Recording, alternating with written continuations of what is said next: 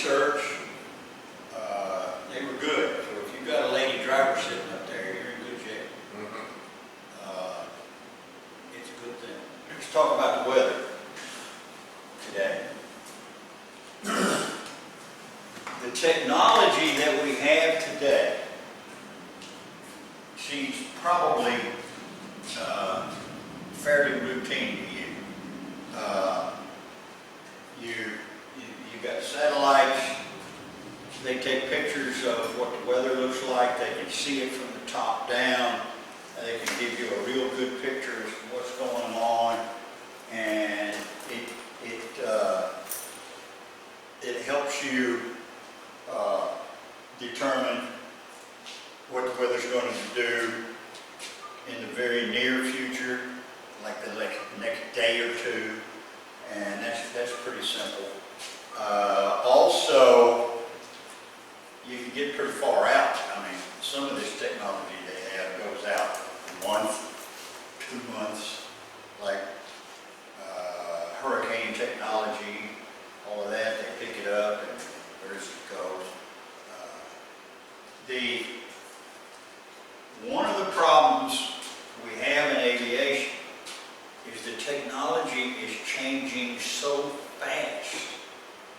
By the time they get it out to the general people that are flying the airplanes, people that are using the airplanes, people that are responsible for operating the airplanes, air traffic controllers and all of that, by the time they get all of that information out there to them, it changes. So, they have figured out how to take pictures and draw pictures of the weather and publish it, put it on websites, and you can go there and take a look at it, and it gives you an idea of what's going on. I hesitate to say, well, back when I started flying, your granddaddy wasn't even born. And so what? What does that mean to you? That's not a big deal. This stuff has evolved over the centuries, over the decades, 10 years, century, 100 years. The weather has evolved and become so detailed and so advanced that it just draws a picture of what's going on. And you can look at it and say, okay, here we are. But the key to that is you got to know where to look and what to look for. That's a big deal. The weather apps are just like everything else in the cyberspace and everything else in the world. This is a weather app. One of them, I've got 3 of them on my cell phone that I like to use. I'm not saying use those. That's up to you. It's just an example. That brings up another subject. Throughout your entire life, people are going to tell you things. Here I am. I'm standing up here telling you something and expect you to believe it. Why should you believe what I am saying? My advice to you is don't. Don't believe what people are saying to you. Listen to it. Think about it. Look at other things addressing the same topic. That makes sense? Addressing, in our case, weather. Look at these things, and you decide for yourself what you want to believe. Just because I stand up here and say my radar is a great website and I think you ought to use it, no, I'm not saying that. I will never say that. You make the decision. People are going to tell you things, and there's certain things you just got to take at face value. What does face value mean? If I say you take something at face value, what does that mean?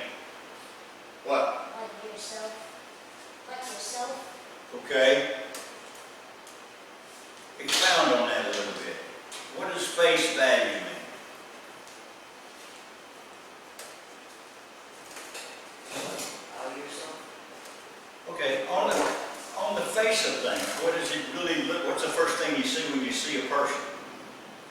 His face. Okay. So face value. Just because you're told something, or you see something, or you hear these airplanes flying around. Hey, that's a Blue Angel. Well, how do you know that's a Blue Angel? That could be Melvin Blatz that just stole an airplane and he's hijacking it over your city. How do you know it's not? But it doesn't make sense. Come on. We can take that at face value. Boom. Plane blows up. Okay. Well, it did make sense. Never mind. I want you to be very, very cautious when you take things that people tell you for gospel. They may or they may not be the truth. You have to make that decision yourself. You have to research it. You have to look it up. You have to say, okay, don't stand up there and tell me that this is the greatest weather app since sliced bread, because I've got a weather app that I've been using for 3 years and it ain't that one, and I think it's the greatest app since sliced bread. Okay, that's fine. You made a decision, you researched it based on your needs, and you can use it. Now you need to take that attitude with everything you do. Everything. Anytime somebody tells you something, you may not want to stand up in the middle of a room of 2,000 people and say, hey, you're lying, that ain't working. I don't recommend that.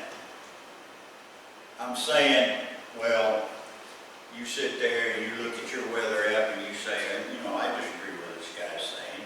Well, it gets us the same information, we get to the same place, so what? So, be careful what people tell you. Be very careful. Things as simple as a weather app, not that big a deal. So what? So you use one, I use another. So think about it. All right, what are we doing? The information over the years has progressed so quickly, and it has gotten visual. There was a time when if you wanted to know what the weather was doing, you had to look at a piece of typewritten paper, and you had to interpret all of the symbols and all of the words on that piece of paper to figure out what the weather's going to do. Nowadays, just put it up on your app. There it is. There's the weather. What does that mean? The radar picture, right here, you've got, these are temperatures. You've got low temperatures, you've got high temperatures. That's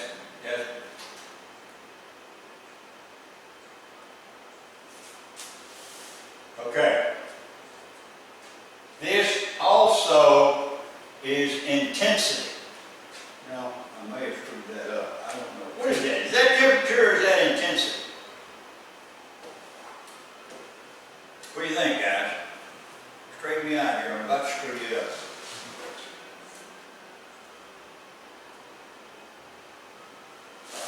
I think. Say again? Weather? Okay, weather. The whole thing's about weather. Let's say intensity. Precipitation. All right, precip, yes. Precipitation. Rain, water falling out of the sky. Either frozen water or not frozen. Okay, this may be intensity. The intensity is, see these little red spots here? See there? That means there a lot more rain is falling. How do we get these pictures? These are radar pictures. We've got radar stations that shoot out an impulse, and the impulse goes out, and when it hits something, it bounces back. Now, if I shoot 15 impulses at a certain area, and 2 of them come back, not very intense. It's not a very strong reflection. But if I send 15 impulses out and 10 of them come back, ooh, that's a much stronger reflection. That means it hits something that it bounced off of. Well, what's it going to hit out there in cyberspace? Either another airplane or water falling out of the sky, and it hits that water and bounces back. Now, if the raindrops are this close together, it's not going to bounce back as intense. That makes sense? You with me? Am I making sense? Tell me, man. If you disagree, lay it on me.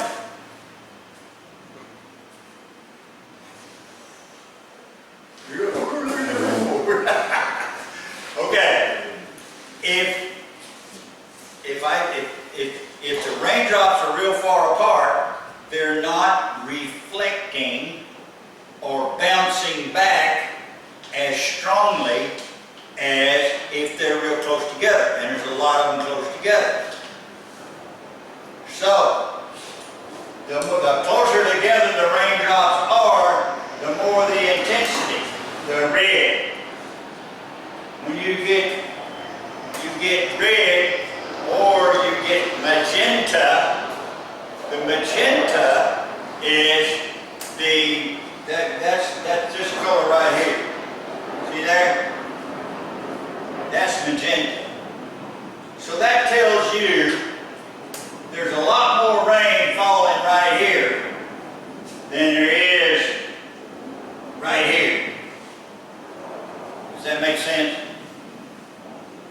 Okay. Why do we care how much rain is falling?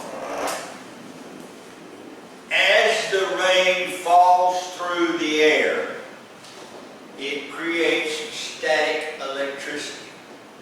As things move, they rub up together. Lots of pictures. Probably got it on screensaver. Just hit your mouse. I like that. There you go.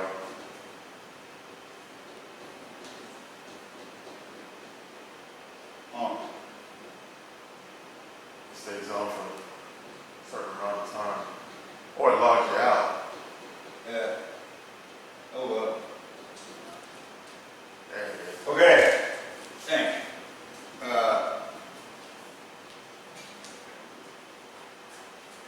Why do we care how much rain is in the air? If you want to go outside and you don't want to get wet, it's interesting. Do you need to know how much rain is in the air? Yeah. If you want to go outside and you don't care if you get wet, do you need to know how much rain is in the air? Probably not. If you want to go outside and you're driving a bulldozer for a living and you're working in a place that's prone for a lot of mud, are you going to go to work that day? Can you operate your bulldozer in all that mud? For a very short period of time, yes. But then you're going to be shut down for a while. So, why do we care what the weather is? There's a lot of reasons. The weather pretty much dictates what we need, what's going on. Temperature. Temperature is important. If it's hot out there, like it's like a machine. If a machine gets really hot, it doesn't work as well as if it's in its normal temperature range. What is normal temperature range? That depends on the engine. Somewhere around 210 degrees, something like that. And so, temperature is a big deal. Also, your body. Is your body going to function as well in really hot weather than it is in relatively comfortable, cool weather? No. So, we need to know what the weather is. You pull up your weather app. There was a time when we had to get somebody to send us a typewritten page saying, here's the weather, here's what it is, or we'd go to a weather station and look at it. And but now, you just pull up your app and look at it. There it is. That's what it's all about. This gives you the intensity. Okay.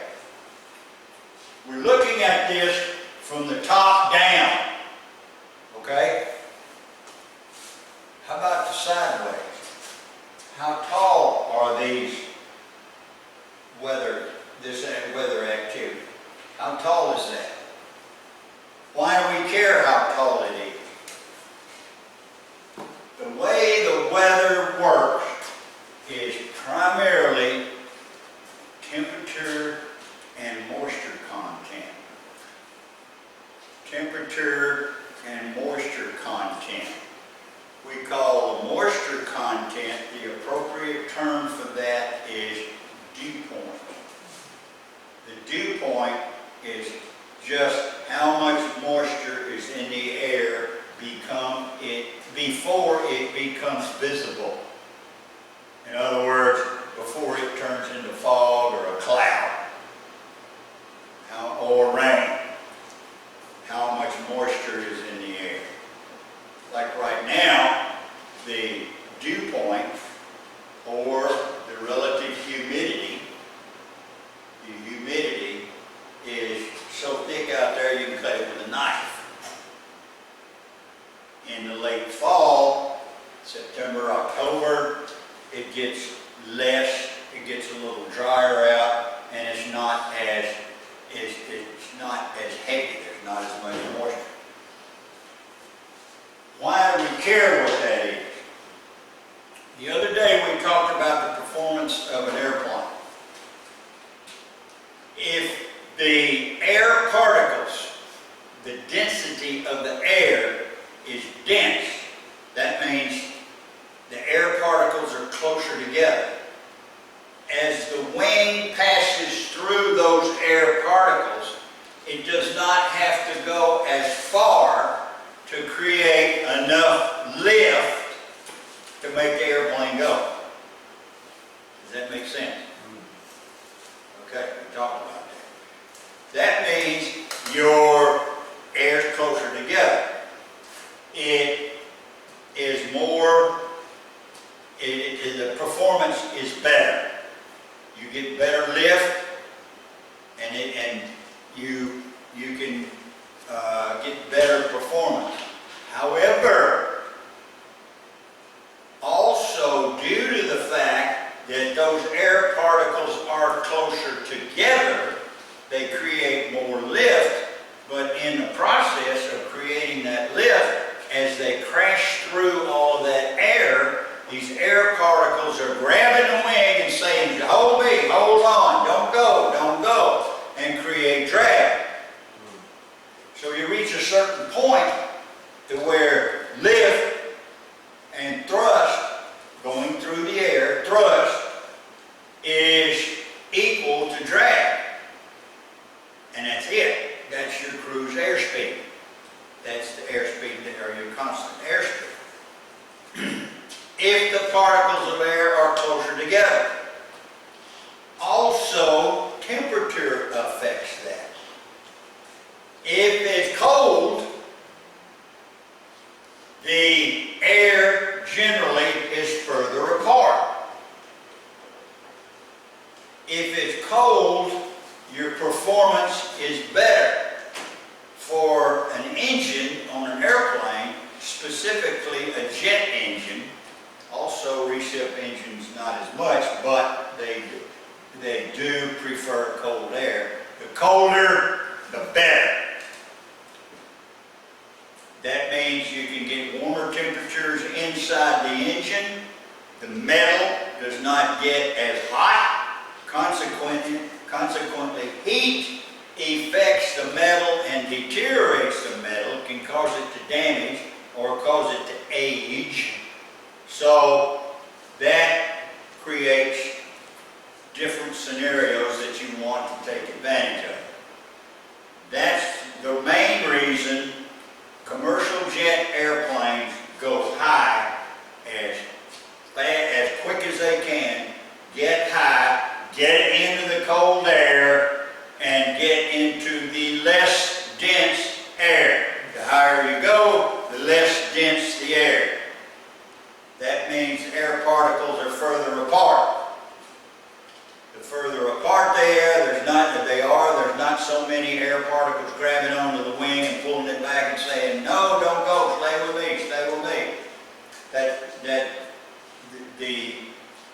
It's important. And you can get better performance. Okay. We talked about flaps when we brushed on aerodynamics. I think we did, didn't we? We talked about flaps. Flaps create a little more lift because they change the shape of the wing. They force the air, as the airplane moves through the air, the flaps have, if you put the flaps down, the air has further to go over the top of the wing than the bottom. You put them down another notch, they got much further to go, so that gives you more lift. But if you make lift, you're also making what? Drag. Yes. So you put the flaps down, that's going to give you more lift, it's going to give you more drag, consequently you can go slower and keep flying. Keep the airplane in the air. Alright. There's different kinds of flaps. I don't want to get into that. It gets complicated. So, what I'm trying to say is, whatever app you are using, I'm sure it's adequate. You just need to learn how to make it work and then how you can understand it. So, if you have your cell phone, pull it out, pull your weather app out, and take a look at it. I'm sure everybody here's got a weather app.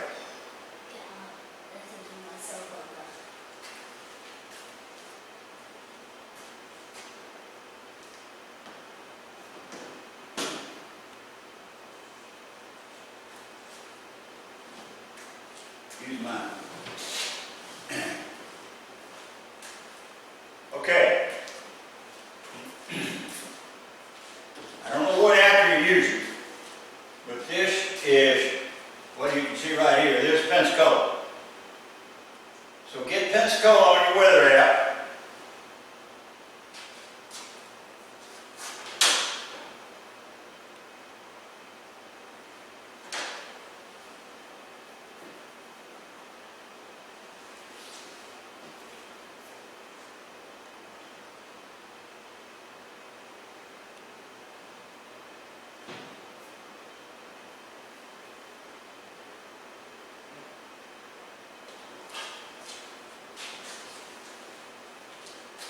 Here's Pensacola. Here's Montgomery, Alabama. See it? Adjust the screen where you can see Pensacola and Montgomery.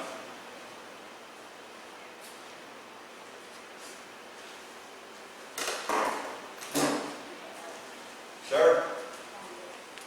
Good. You may have to turn it sideways or something. You got it? Huh? Yeah. All right, make it smaller.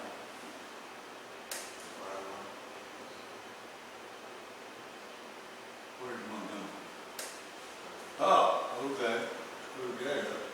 All right, where's Pensacola?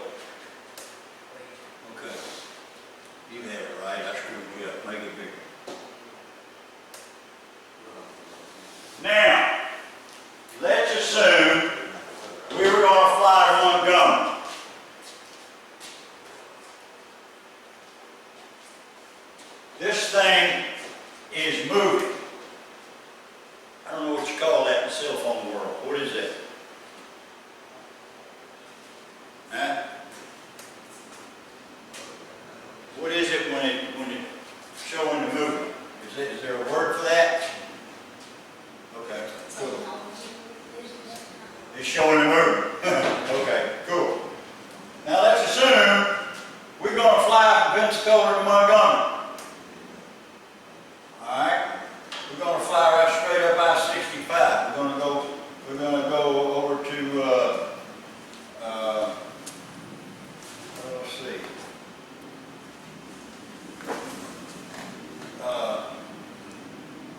What is that up there right by, not Brooklyn, but, right on, what's that town? South of the interstate.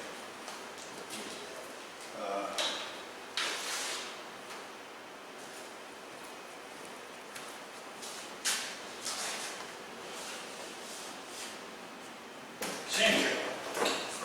We would fly right over Century.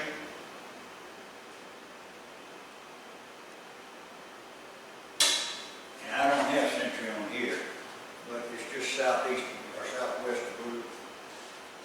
And we're going to fly over now. Where, if we left right now, right this minute, what would we run into up around Brute? What is all this? Huh? Yeah. Does it have green? Yes, it's green. Green is the least intensity. What's next? Yellow. Yellow is a little more intense than green. By intense, what does that mean? What am I saying? Heavy. Yes, heavy. More rain. How about red?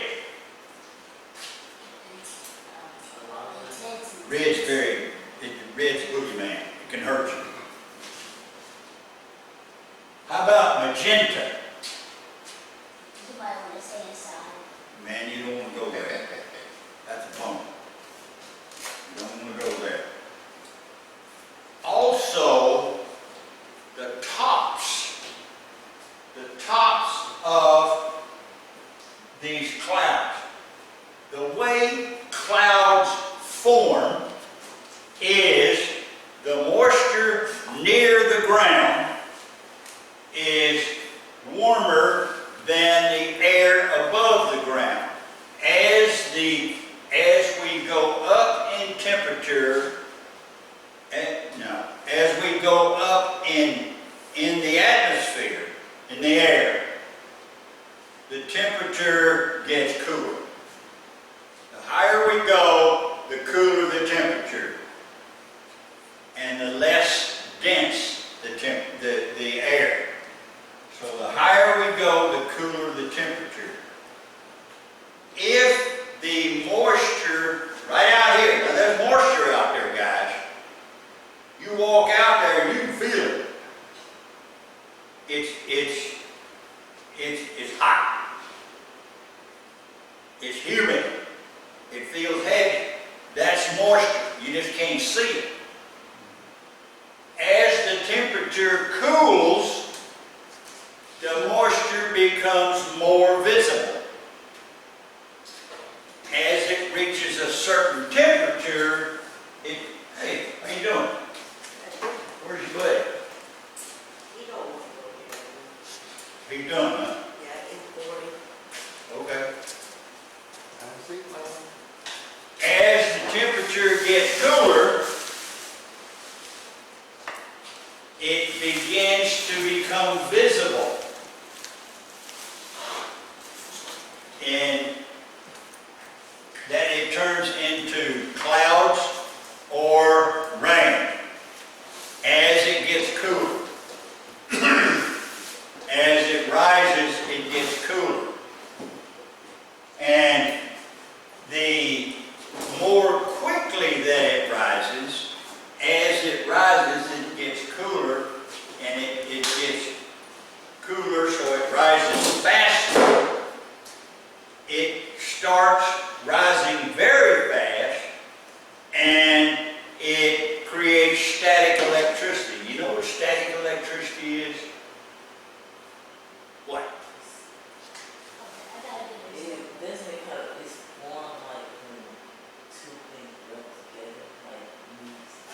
things rub together, yeah, they create electricity. Yes, that's exactly what it is.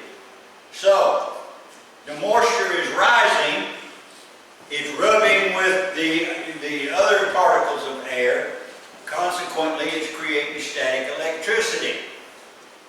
Well, electricity, I don't know what you know about electricity, I hope you know more than I do, but electricity, once the air becomes charged or the atmosphere becomes charged with electricity, that electricity wants to ground itself.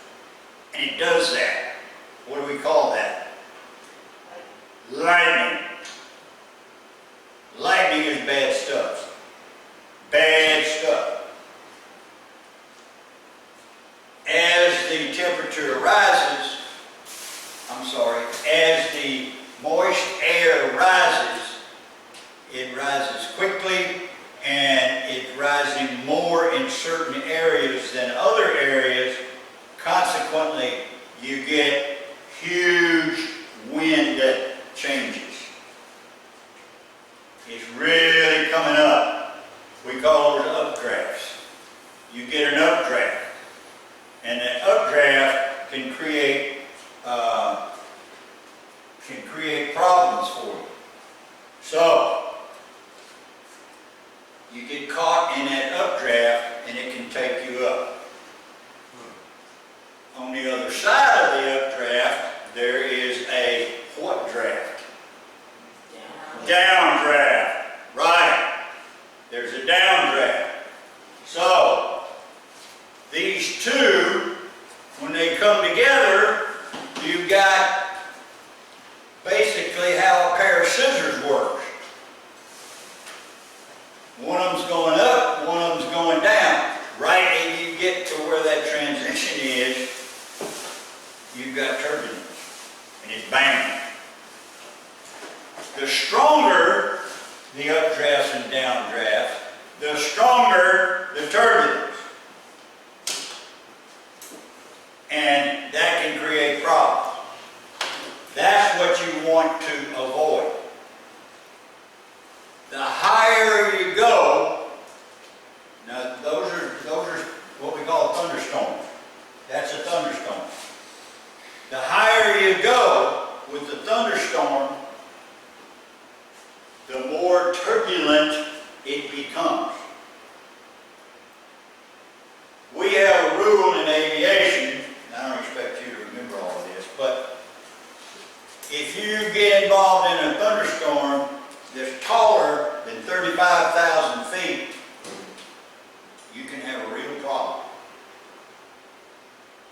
There has never in the history of aviation yet, to the knowledge of people, that has where a thunderstorm less than 35,000 feet tall has dismembered an airplane. In other words, broke it apart. If you're down lower than that, the biggest problem is you can lose control. You can't make the airplane do what it's supposed to do. It does what it bloody well chooses and what the weather chooses. Yes, sir? Skip, what's the maximum height of a thunderstorm you've experienced or can they get to? We get some of them that are 50,000 feet tall. Wow. 60,000 feet is the top of the aviation atmosphere. Now there's some military airplanes that go higher than that. But generally speaking, all of the controls and the airspace that we keep records on is the atmosphere changes into the stratosphere at 60,000 feet.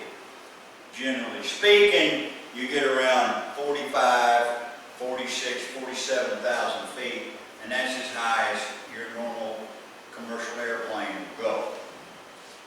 Because you start running out of air and you don't have enough air to break through to support the wing. So that's in the stratosphere. Generally, below 10,000 feet is what we're going to fly in the general aviation world. we're gonna fly around down here below 10,000 or 10,000 and below.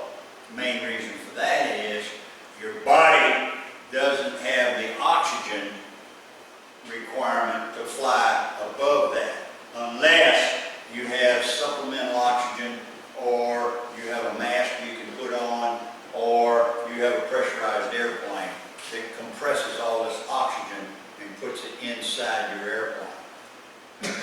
So, we, generally speaking, most general aviation airplanes don't go above, as a normal rule, above 10,000, especially without oxygen. 18,000 feet is where the rules change. You've got visibility rules, you've got operational rules, and you've got controlled airspace and that kind of stuff that starts at 18,000 feet. And that's above 18 is where most of your commercial airplanes operate.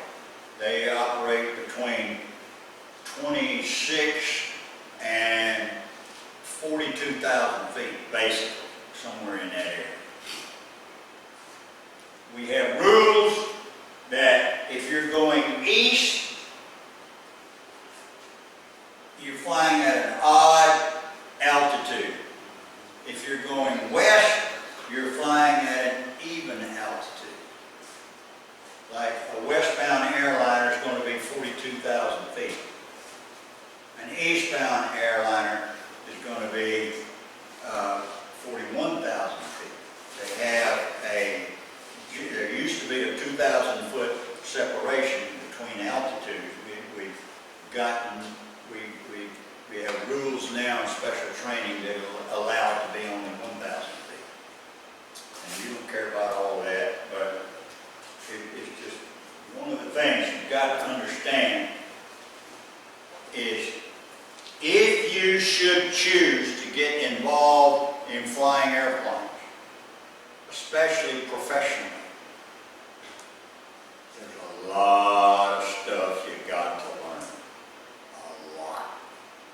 You can't just jump in the airplane, pull up your weather app, and say, okay, I'm going to go over here around this weather and pull up to Montgomery. That ain't the way it works. Okay. I think it's about time for a break. What time do I have? I've got almost 10 minutes. I got 12 and a half minutes to 12. Be back in here at 12 o'clock.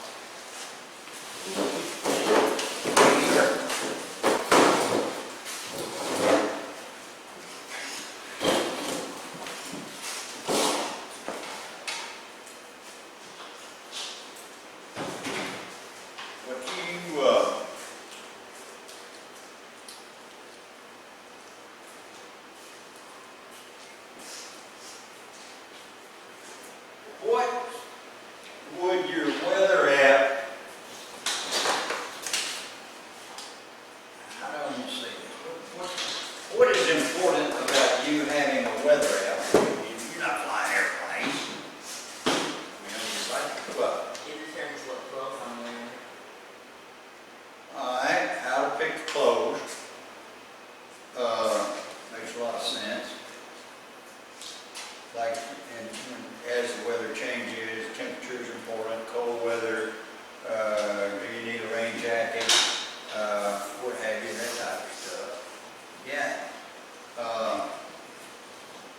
How about when we get into mid to late August and most of September? What do we got to look for around here, weather-wise? Now we're in mid to late July right now, so August is coming up here in a couple of weeks. So what's the big deal about August and September? Wind. Yes. What produces that wind? Hurricane. How about hurricane? Have you guys been through a hurricane?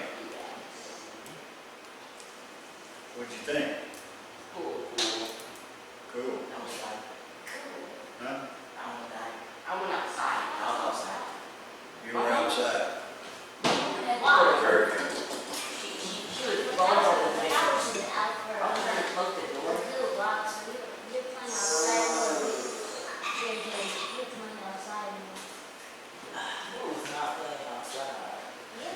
inside in the hallway. No, like the after. Oh. Because the marshal. I hesitate to tell stories. I've got a lot of them to tell. But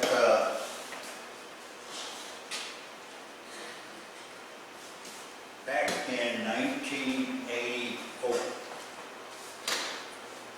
we had a hurricane come through here, and I was flying a small airplane with the Civil Air Patrol. And in those days, we didn't have computers. We didn't have weather that we could look at on a cell phone. We could get the Weather Channel aviation weather for 30 minutes in the morning. That was basically it. If you wanted to know the weather, you had to call the flight service station, which is located at the Pensacola Airport, and get them to give you, tell them your route, where you're going, and to get them to give you a weather brief. And they would read it to you off of the teletype machine. And it took a long time. It took a long time. What? It took 10, 12 minutes to get a decent weather brief. And okay. I was in the Marine Corps at the time. I was working at the University of West Florida as a Naval Reserve Officers Training Corps instructor. I was teaching drill and marksmanship and that kind of stuff, physical fitness, and to the Navy guys going through school. I was a member of the Civil Air Patrol, and Civil Air Patrol guy calls me up and he says, okay, we need to take our little airplane over to Hurlburt Air Force Base and put it in a brick hangar. All right? You got to put this airplane in a brick hangar where it doesn't blow away, because it was supposed to be bad weather. The weather had already gotten bad. It was raining, the ceiling was low, and the winds were up there, 25, 30 miles an hour, something like that. And all of the hurricanes that I have experienced in this area over the past 50 years have moved from east to west. Okay? Which way is Hurlburt Air Force Base from Pensacola? You know where Hurlburt is over by England? Panama City? Which way is Panama City?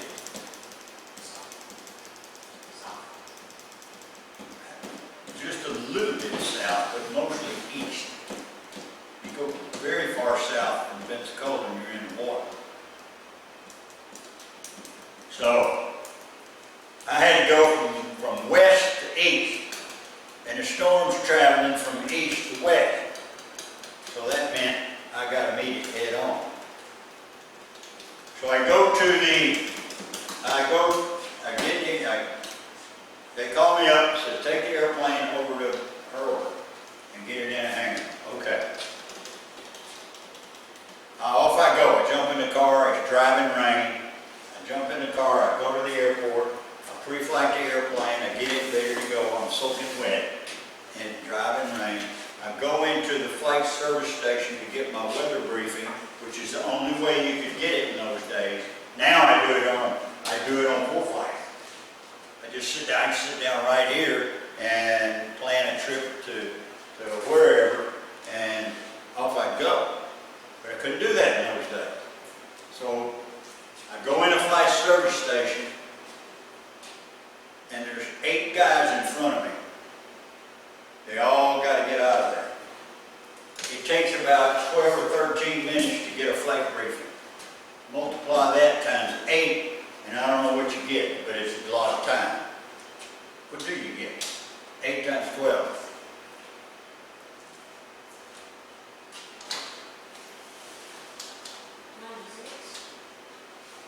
Yeah. 96. 96. Okay. Good job. All right. So that means an hour and a half.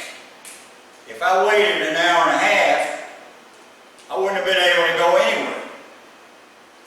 In fact, people were saying they thought I was a fool to go over there and what I was planning on going over there. And they were probably right, but whatever. So I got an airplane. We already had instruments, flight rules, weather conditions, and there's an exception you can get. We can call it a special VFR clearance outside the control zone, which is what I did. That means I could see for 1 mile clear of clouds below 700 feet. So I'm going to fly from Pensacola on the leading edge of a thunderstorm, of a hurricane with 30-knot winds blowing below 700 feet over to Eglin Air Force Base. Now, how smart is that? That's not Einstein level stuff. So, I get in the airplane, off I go. I'm doing real well. I go down, I get outside the control zone, I go down to the Navarro Bridge, I cut straight down Highway 98, I'm just above the treetops, going to Highway 98, and the cars on the ground are passing me because I've got the headwind, and the headwind is running about 30 knots. And the cars on the ground are going faster than I am. They're doing 60.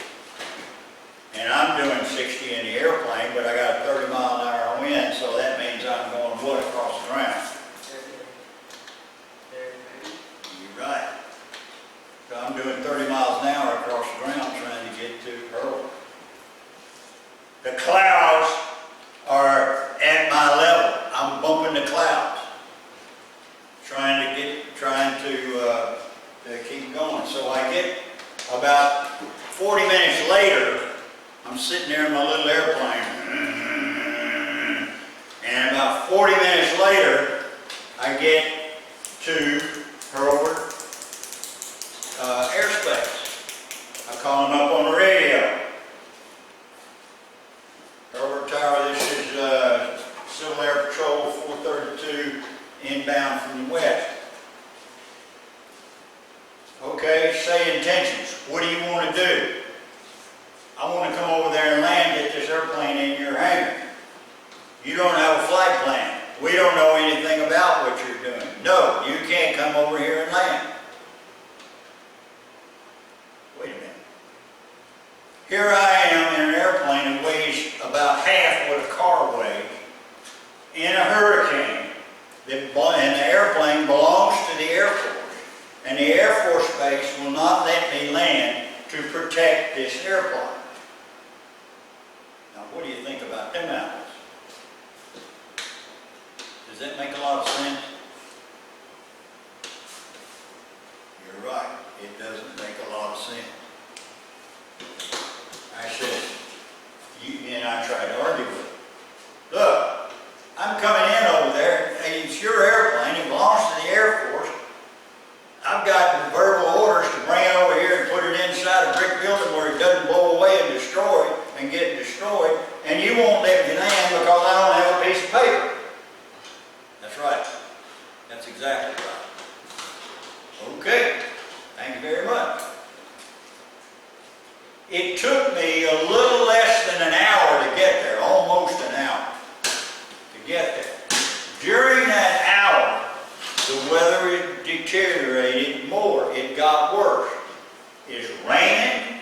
The winds are blowing. The ceiling is down real close to the treetops. I mean, it's all I can do to stay out of the trees. And I got to go back to Pensacola because the idiots over there won't let me land. I could have declared an emergency and gone in there and done it anyway, which, I don't know, it probably created more problems than it was worth. So, I turn around. Now, if I got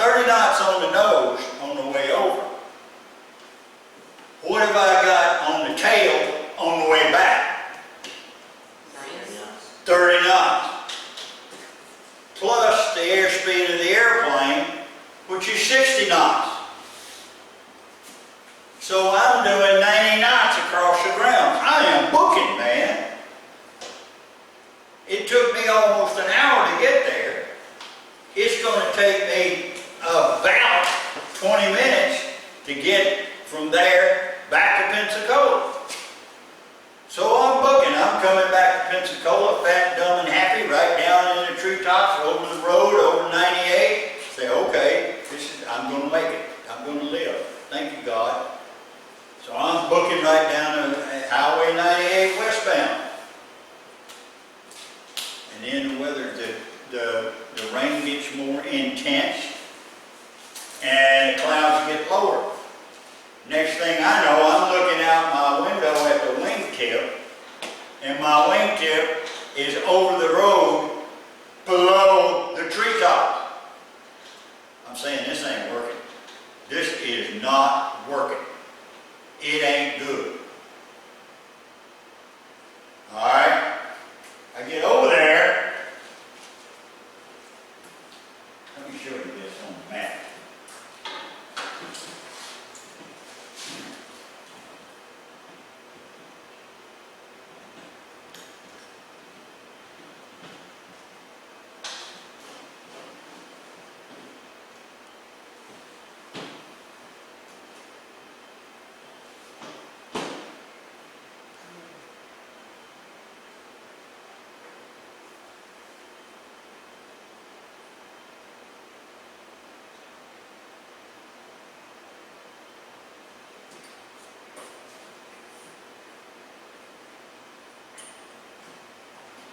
Okay. Here's Pensacola Airport, right here. See that? Here's Hurlburt Field, right there. That's where I was supposed to land, take the airplane and have it stored. All right? Right there. Okay. I turned around and started heading back to Pensacola. On my left, on the ocean side, the weather is worse. So I keep going a little bit to the north. And I'm going and going and going to the north, trying to stay out of the clouds and all of that. I get into about this area right here. And I see this big thing right here. And it's all open field. It's open field. There's big trucks, military trucks down there that look like junk, that are all beaten up and all of that. And I didn't know why they were there. All I know is there's big military trucks there and all of this. And I'm flying a little tailwheel airplane, doesn't weigh but 1,800 pounds. And I'm soaking wet, so probably maybe a little bit more. So I'm coming across here, and the clouds are getting down into the trees now. And I'm saying, wait a minute, this ain't good. I got a problem. I'm going to land. And the winds are honking in this direction. So I'm over this area right here.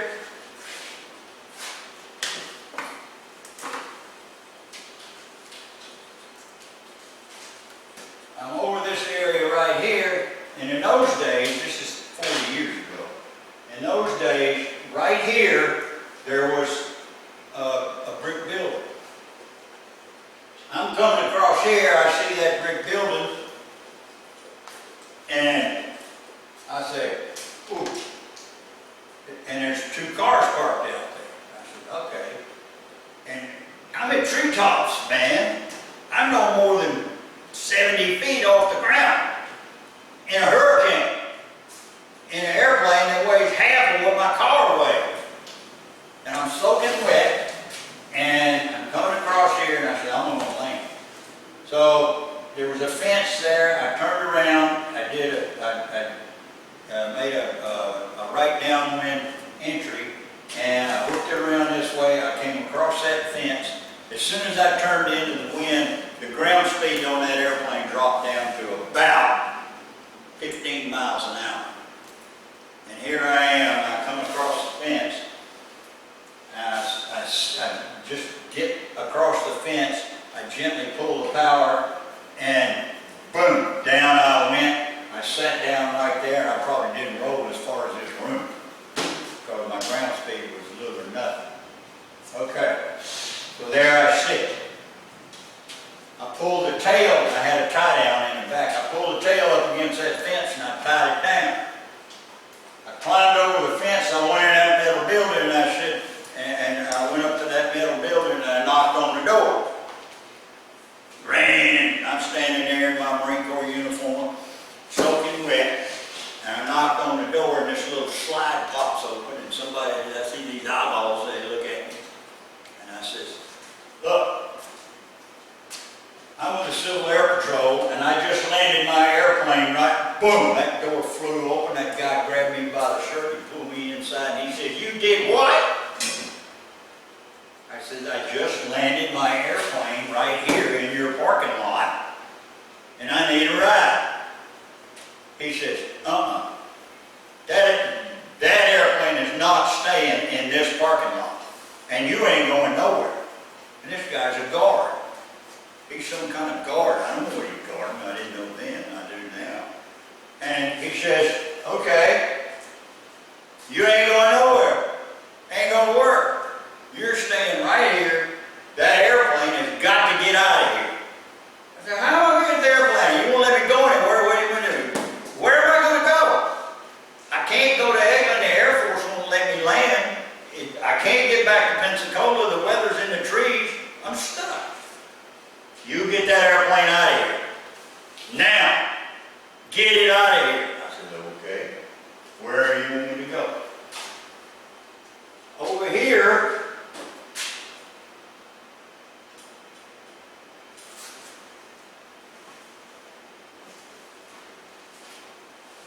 You see that right there? That's what we call Field 6. That's where the Special Forces and the Rangers train. I was in Special Forces in the Marine Corps. And I knew the field well. I had a bunch of buddies up there that were old skydiving buddies. I'm a big skydiver.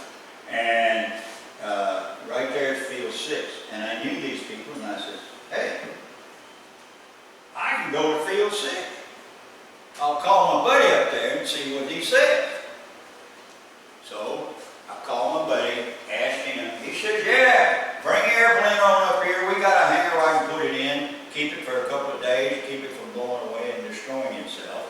And sure, we'll take it. So I'm sitting down here, and there's 3 guards in this brick building, and they got 2 trucks outside. I says, look, I want to, you get one of those trucks and put one of the ground radios in that truck and give me one of those radios, and I'll put it in my airplane. And radios in those days were this big. So I set it down on the floor in between my legs, and I got a radio there, and I can talk on that radio to the guys on the ground. And I says, all right, there's a power line right here. I'm going to take off, I'm going to get on the other side of that power line, and I'm going to get down level with the power line, and I'm going down here to this road. I'm going to turn right at that road, and I'm going to follow that road just like this. And you have somebody sitting there where when I come by, I can check in with them, and they will know I'm okay. And they will know that I'm en route and everything's cool. Alright? We can do that. And then I'll follow this road, and I will get in touch with you once I land over at Field 6 and let you know that I'm there. If I don't call you between here and here, you get on that road and you follow it, and I'll be sitting on it. Okay, that's the plan. They says, all right, that'll work. We can do that. So, call everybody up, the guy gets in position, I call and get a radio check, everybody works, all the radio equipment's working, so forth and so on. I get him a little airplane, I untie the tail, I point it into the wind, which is this way, I add power, and the thing leaps off the ground. The winds had to be blowing 40 knots. I mean, they were honking. So, I get off the ground, I go over here, I get next to that power line, I'm following that power line, and I get to where the road crosses the power line, and I check in with the truck down there, he sees me, he waves, I'm just above the trees, guys, we're in a hurricane. So, I'm following the road like this. I get right along in, well, right here, I had to make a sharp turn. So I got here, I turned from one road to another, and I'm going down this road. Now I'm below the trees. And I'm in the roadway. The wind is blowing from my right like you can't believe, and I had a crab angle. I was going almost sideways, like this, and here I'm going. I look coming down the other way, and there's a car. And the car sees me coming down the road below the trees, and he thought I was going to land. If he thought I had any sanity left whatsoever. And so he pulled off the road to give me room to land. Well, I flew by him sideways because of the crosswind and waved at him, and he waved back, and I kept on trucking. I haven't hit anything yet. And the treetops are in the clouds. Okay. So I get right down here to the entrance to the ranger camp, which I had been to many times. I get to the entrance of the ranger camp. And do you know what a ranger patch looks like? Ranger shoulder patch. It's a yellow on green word ranger. It's a patch that's embroidered, and they show it. Once you qualify as a ranger, you wear that patch on your uniform. Well, there was a big ranger patch up there, big sign, ranger patch, when you go into Field 6 in those days. In fact, those days they were training for the Sante raid in Vietnam. That's another story. And the ranger patch was in the clouds. I mean, like you can't see them. They're in the clouds. Now I'm flying down this road sideways because of the wind, and my little airplane that weighs half of what my car weighs. And I said, now, I can't go under that patch. It's too narrow. I don't have a choice. I got to go over it. I can't go around it because there's trees on there. So I got to fly over that patch, and I can't see it. It's in the clouds. Okay, here we go. Say, me and you, God, here we go. I get real close to the patch. I pull back on that stick, one potato, push forward on that stick, and I pop up and back down. And didn't hit anything. Thank you, God. It worked. And then I could see the complex there. I could see the offices, I could see the barracks, I could see things like that. So I go down Main Street, and I get to where I had to turn left and go to the airport, which is over here. I had to go to that airport. I'm right here. I turn and go to the runway and land the airplane. Was what I was going to do. Well, when I turned downwind, that tailwind caught me, and man, I am honking down Main Street. I'm getting it. And I'm low. And they got radio antennas over there. I was low enough to hit those things. I had to be very careful. Well, my dear friend, a lot of my buddies are out here.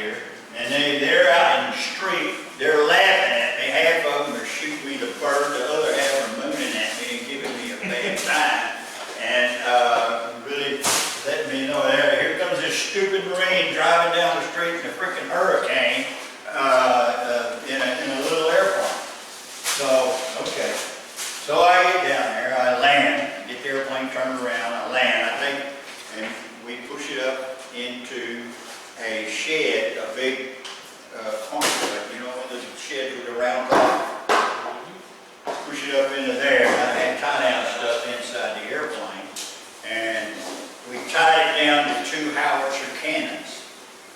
And we tied the tail up where the airplane had a negative angle of attack. And the wind was blowing in from the east side to the west, and we had it tied with the tail higher than the nose, and the wind would hold it down. Okay, and get that. We got it all tied down, got it put away.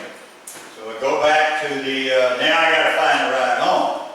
So I go back to here, and I'm talking to my buddy. He says, where'd you land that thing? I said, I don't know. There's a big open area down there. It had old beat up, broken down trucks in it. He says,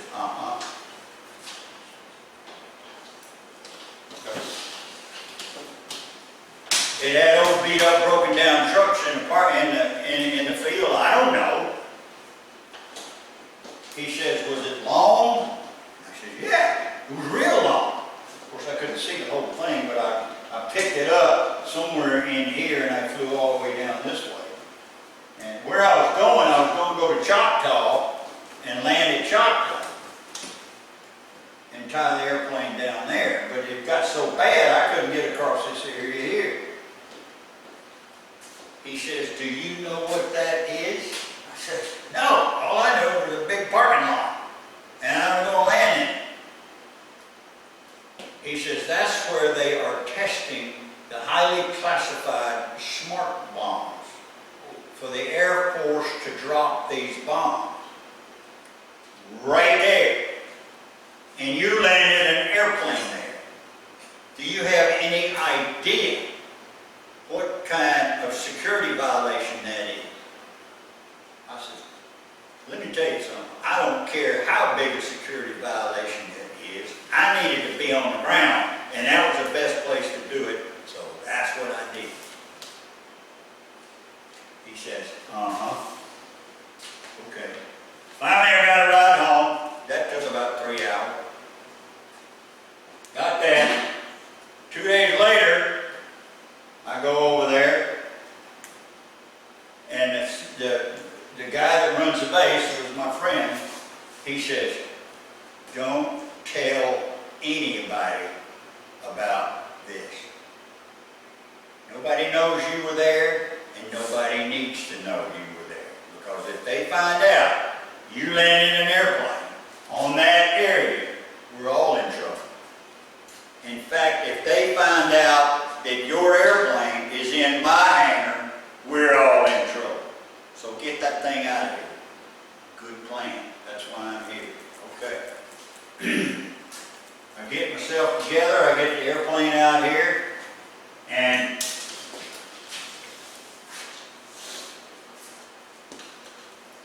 point that sucker to the north, fire it up, and off I go. You see that little line right there? That's a power line. I roar across the Yellow River, straight across here. That got me out of Eglin's airspace, and there's that big little power line. I looked at that power line and I said, I've been flying airplanes for, what, 10 years, 12 years? I've never flown under a power line. I'd like to try. I'm going to fly under that power line. So I'm my little airplane, I'm trucking along there. I get over that power line and say, no man, this is stupid. Aviator. I'm not going to do something that stupid. So I pop up over the power line, dump down on the other side. I didn't want to get on Eglin's radar. Straight across, get on the other side of I-10, add full power, pop back on the stick to get that thing up 2,500 feet, pop up on Eglin's radar. They don't know any of the wiser. They have nothing. And I did that in 1984. And to to this day, nobody knows that unless I tell the story. Or if they do, they're very quiet about it. So, that's my story and I'm sticking to it.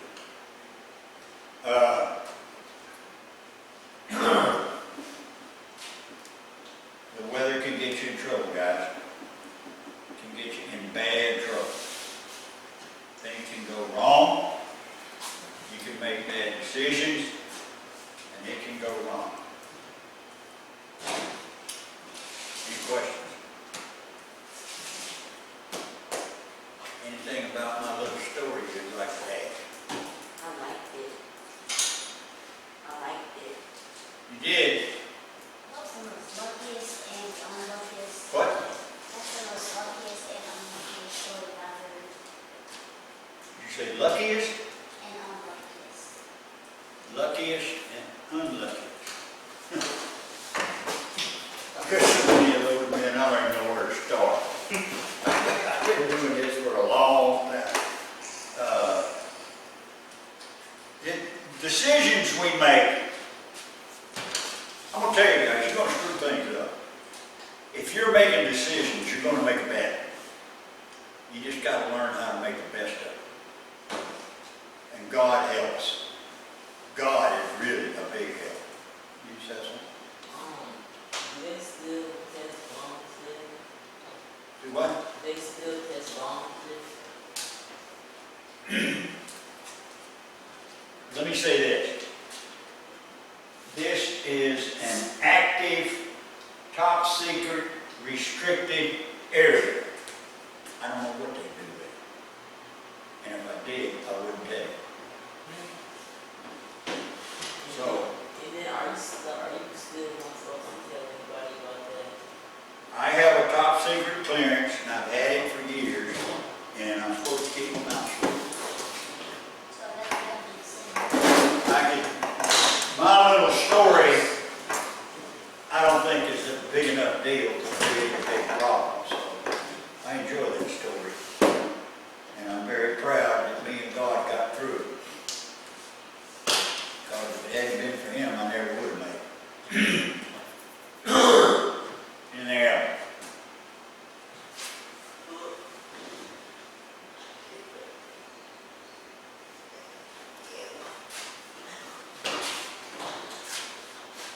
You like that?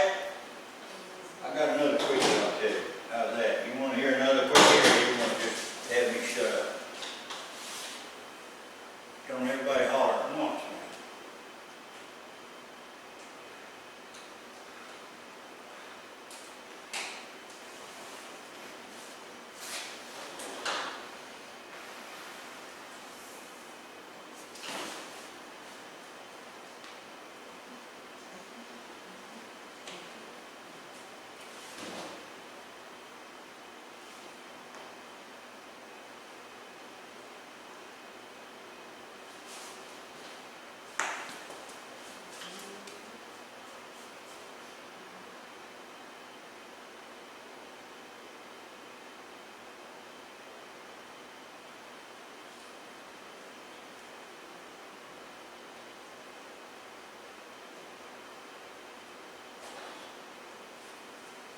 See a little airport right there? Tallahassee's up here. I was coming back from DeLand, Florida, when I first learned how to fly back in '73. I was in a small airplane, 60 horsepower, Cessna 120. 2 seats, about a 60, 70 mile an hour airplane. And I'm coming back, I got in the weather. I didn't have navigation instruments on board. I had not many instruments, and I really didn't know what I was doing, but I was learning. I'm coming across here, and the weather got bad. The weather started closing in on me. Okay, this little airport that was down there, I'm coming across here, that was all I could see. So I whooped in here,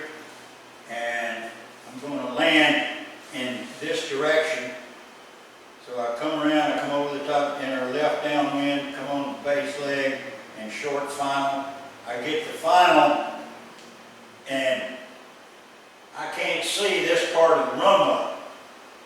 And I was too fast. And I said, look, if I land this airplane and I get it on the ground, I'm not going to be able to get it stopped on this grass until right in here. I can't do it. So I had to go around. So I added power, come around, I got it real slow, got it where I wanted to do, and I landed right here and I rolled out to about here, and I couldn't see any further down because the clouds had closed in. I couldn't see it. Well, I had $3 in my pocket. I had some sea rations in the back of the airplane, and I always did that when I traveled in those days. So and I had a poncho liner and a shelter bag, so I tied it up under the wing, and I was going to sleep there that night. And I had that $3, and I was going to go down here, and right down here, there was a restaurant. So I was going to walk down to that restaurant and go in there and either get a hamburger or a beer. Now, I didn't know which yet, but okay. So I walked down there, and that was back, I was a gunnery sergeant in the Marine Corps. I had short hair, I weighed about 175 pounds. I had on a dirty shirt, I'd been working on the airplane, all of that.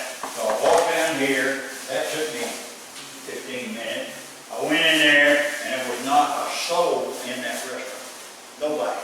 Bartender behind the bar. I said, well, I solved that problem. I'm going to buy a beer. So I told the guy, I walked in there, I sat down, I said, let me have a beer. Okay. I laid my money on the counter. In those days, you could get a beer for something like 80 cents, $1, something like that. Gave him the money, he turned around and left. What? You're gone. Nobody there but me, and I'm sitting there. Next thing I know, I'm sitting there at the bar, and I feel somebody on the left-hand side, and there's somebody over behind me on the right-hand side, and I turn around, and I'm looking at a highway patrolman's belt buckle. This guy was huge. I'm sitting on a bar stool. I mean, this guy is huge. And I'm sitting there looking at him. He says, sir, would you please put your hands on the bar? Yes, sir. Do you have identification? Yes, sir. Would you show it to me with your left hand? Okay. I'm thinking to myself, wait a minute. What have I done? Have I robbed a bank or Fort Knox? What's going on here? I reach in my pocket, I come out, I pull my ID card and my driver's license, I give it to him. The other one's behind me, he walks off. And I'm sitting there, and about 3 minutes later, maybe 5 minutes later, he says, sir, would you please step outside? And I said, man, here I am. I'm out here in redneck nowhere. Because none of this was grown up in those days. This was all trees and stuff. And I got 2 tours in Vietnam. I've been through all I've been through. And some redneck cop was going to take me out in the woods and shoot me. I said, man, I don't want to die like that. Please, God, don't let this happen. Okay. Walk outside. Stand next to the car. The guy says, I think we got him cleared. I said, what are you talking about? What's going on? An hour and a half ago, an escaped convict kidnapped a female employee, stole a car, and drove through here, and we found the employee about 10 minutes up the road on the side of the road dead. And the person weighed 170 pounds, he was 6 foot tall, and he was dressed in dirty blue jeans. And it described me to a T. I said, I can assure you, it wasn't me. He says, we know, we just figured that out. And then the guy looked at me and he says,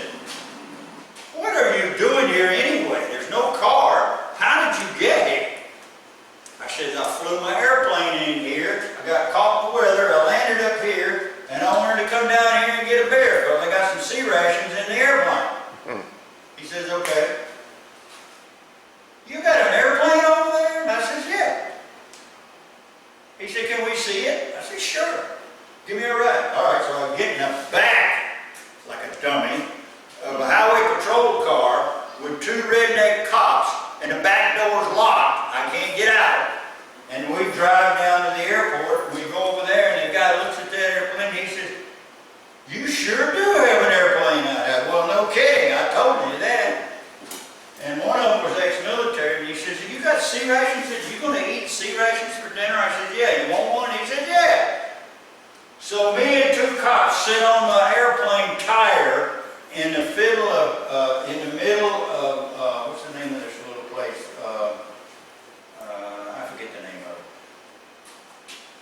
Eating sea rations, and I had one can of beer. And we had that. And I could go on and on and on, but I'm going to quit. So, interesting day. Very interesting day. All right. Wash your hands and let's eat.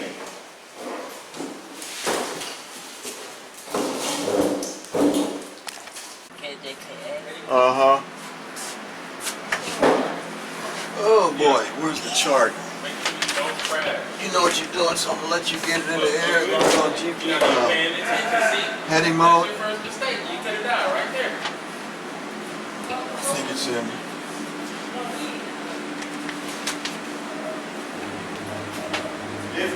We gotta be at 1,600 feet, so just take it all the way to 1,600. You put it in heading mode.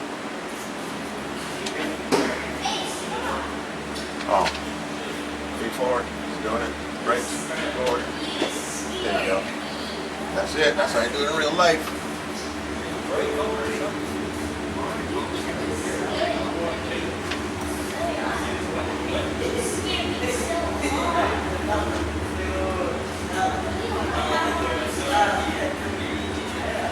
Remember 1,600.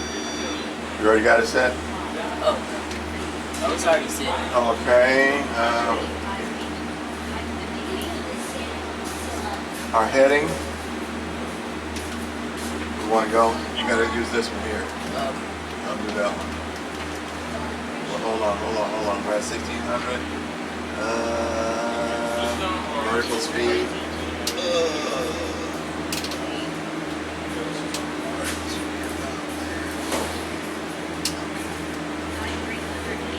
You got the heading bug kind of set going that way?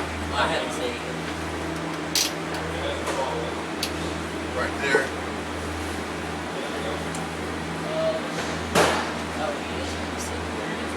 That's it right there. Okay, that's almost there. Go ahead and hit your autopilot and heading. Like you did. No.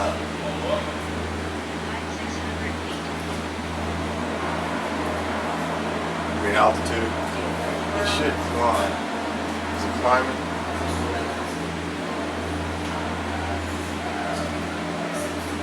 It's climbing slow.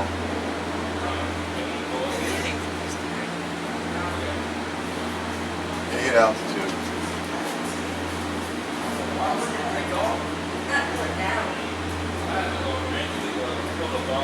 See if it's funny.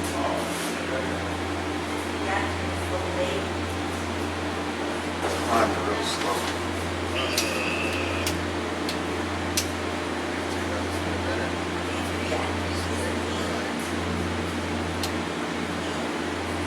Okay, it's climbing.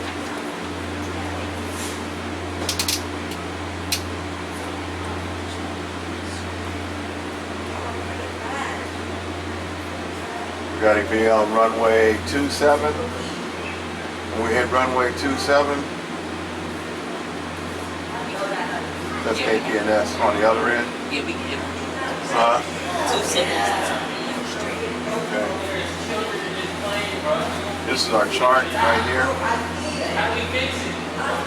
This is where we're going, Edwards Air Force Base.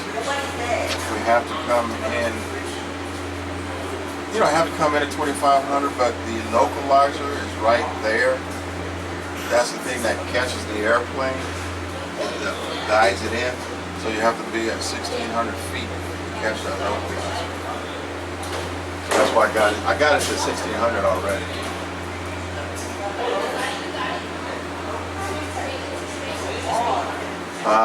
It's still not turning down.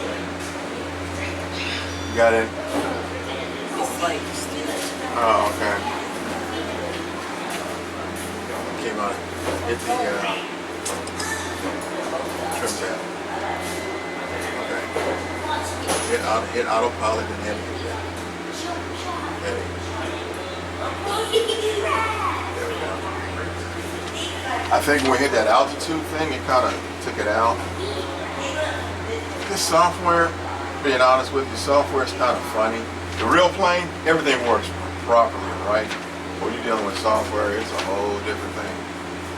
And when I built this thing, some of the stuff is integrated properly, some isn't. The one in my house is totally to the T. I think I saw it when I was looking at YouTube. The one in my house, yeah, it's probably coming into Phoenix or somewhere.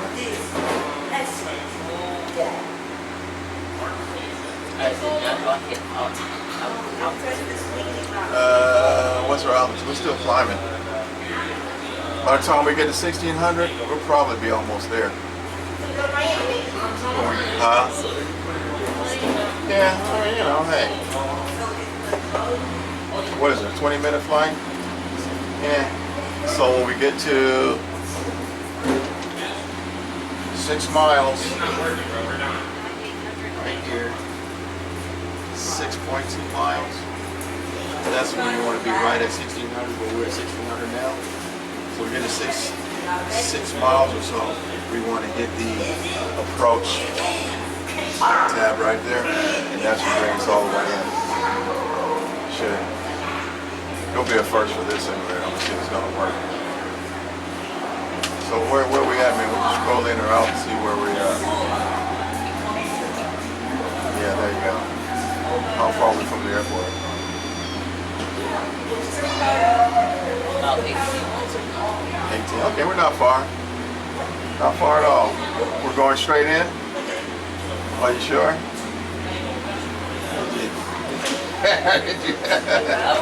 Does it look like it's straight in?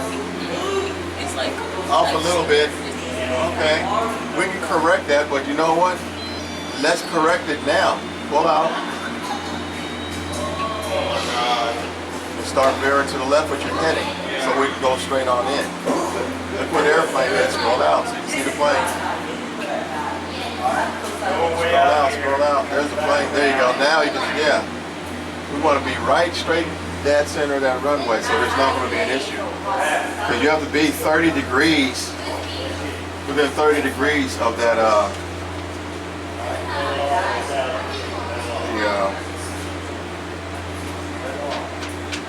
losing, I'm in pain, my legs killing me. For that to catch, you have to be within 30 degrees with the catch.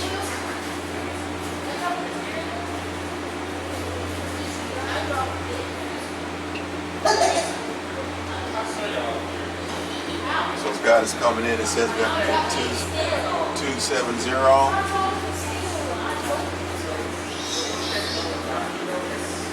By the time we get over there, dial it back in.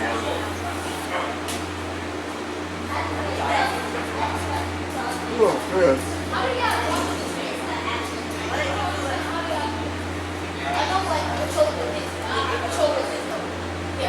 If it catches, we'll get probably within maybe 200 feet. Then we'll kill the autopilot. Then we'll let you do a two-pointer, two-wheeler. You think we're pretty much lined up with that runway now? We're getting there?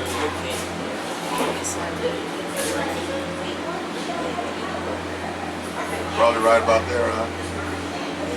Get the runway again. Because it has like the dotted lines on the face. Right there. Scroll in, scroll in. Yeah, that's it. Okay, scroll out.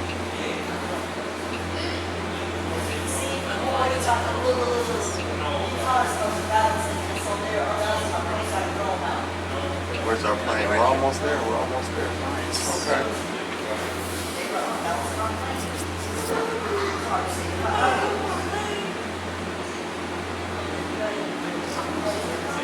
I'll let you handle the turn.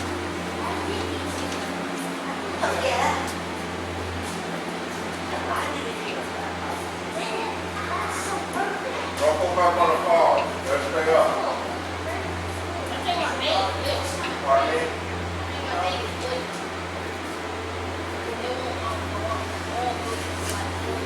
Mr. Jess, I'm lined up with it. Okay. I'll be right there.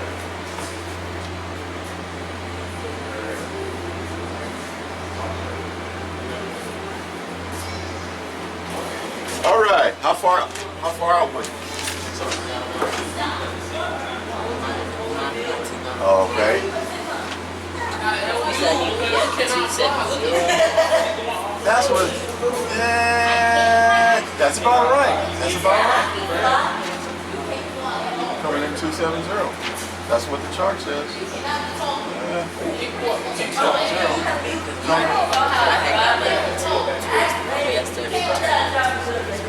Okay. That's it.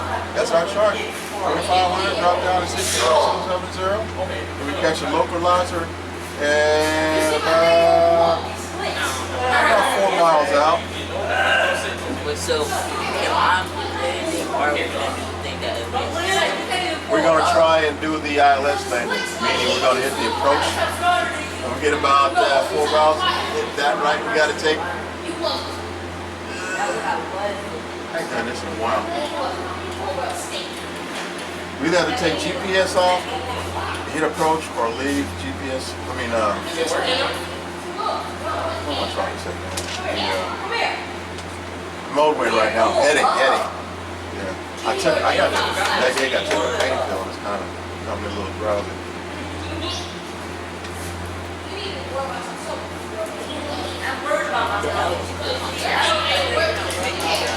Oh really? I'm taking some Pittsburgh though. They distract me.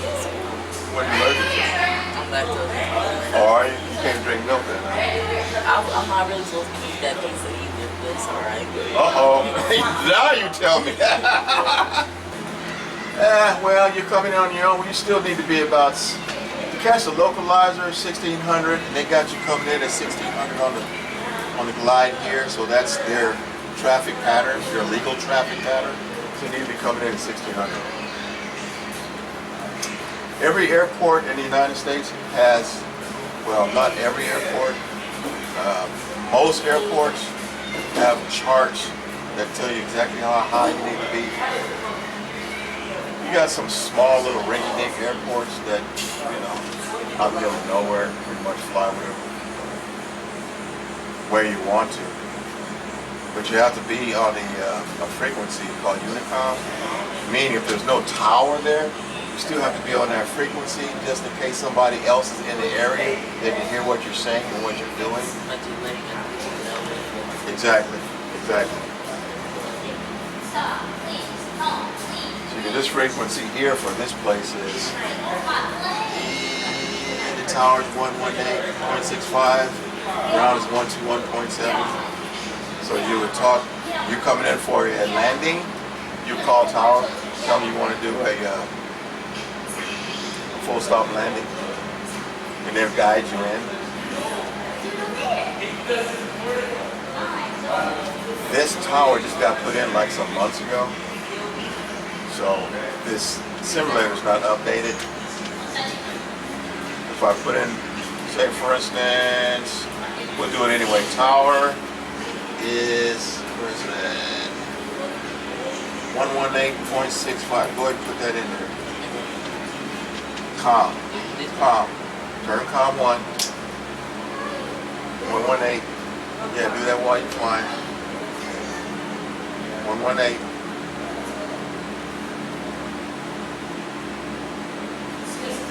Too high, go around again, or you can lower it. 118.65, go ahead, you can do it. Multitask, man. Whoa. Hey. 6.5. Alright. Switch it over. that red button. Tower says that Victor Bravo is inbound for landing. There you go. And there's no tower.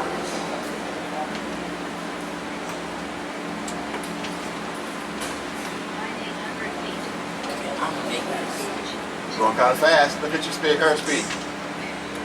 Look at your airspeed. Look at your airspeed. You're going in kind of fast. Put your power down, man. There you go. One notch your flaps. Oh, I already have full. Okay. Start pulling back. Start pulling back. You're coming in too fast to stall it. You got to land way down there. Okay. Pull back. Pull back. Pull back. Hold that. Let it come down. Stop leaning.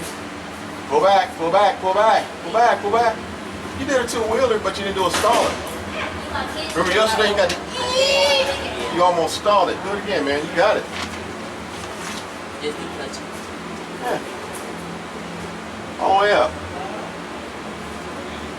Make this takeoff short. Put your flaps up. Make this takeoff short. Start pulling back down. You're right at 60. Pull back. Start your turn. Get it up, get it up, get it up. Start your turn. Relax. This is our field. Nobody's here. Start your turn. Turn, turn, turn, turn. I'm trying to get back to 27 so we can do another touch and go. We don't have to go to 1400.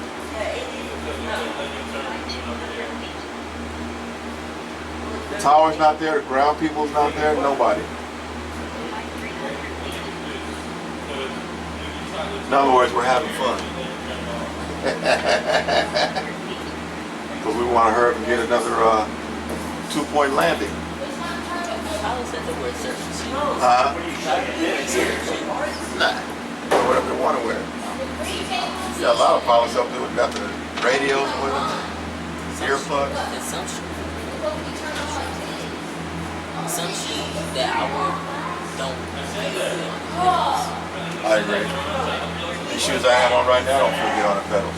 Me personally, when I'm at my home, I take my shoes off. I feel more comfortable that way. like these when they got some shoes.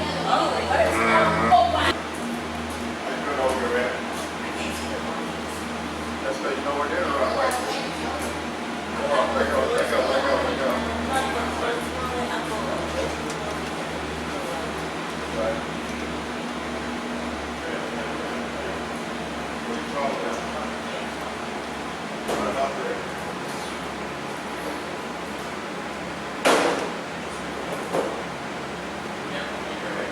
You're instead of doing all this, what do you look for somewhere? What do you think you might be?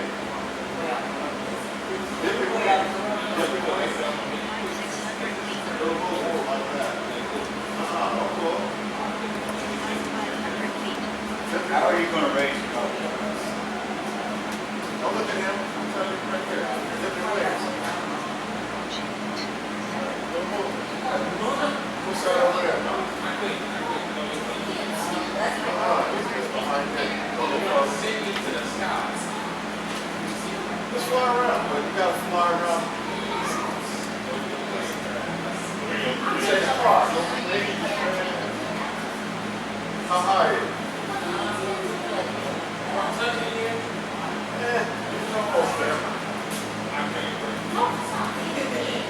Mr. Jackson, I'm fixing to land.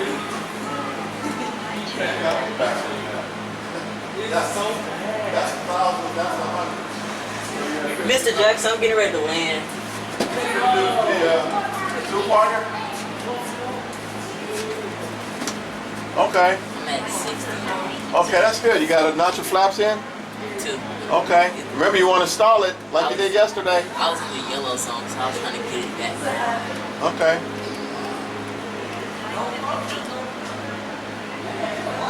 You gonna make it? I was trying to bring it out so I could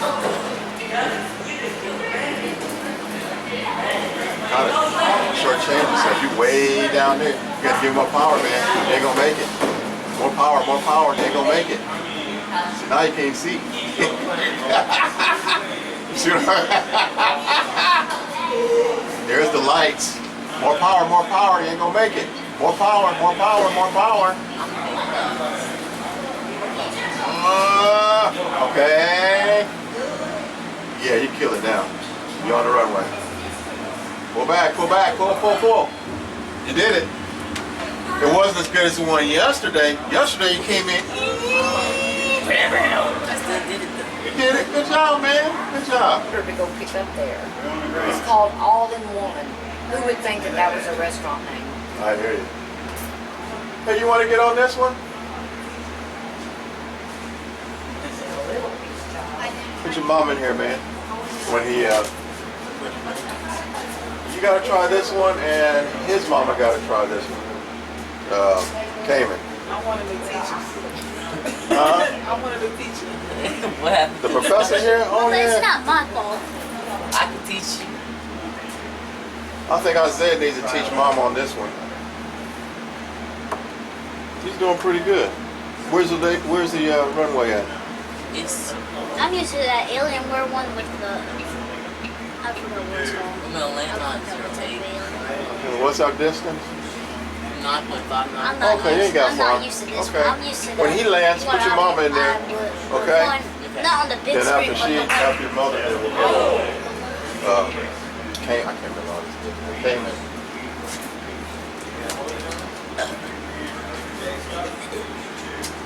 Was he on autopilot? I showed up.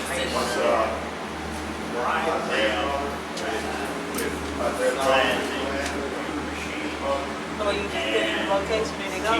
It's you gotta set heading up. See what? So if I turn heading, oh, it's not my heading mode. If I turn heading mode on, it's gonna turn by itself. Yeah, this gonna be good. He's doing good for starting. And you got a good instructor? Hey. Fuck me. Put your hands on it. Okay, it's on. Magnifying itself, mama. Okay, so now we need to turn a little bit to get down here.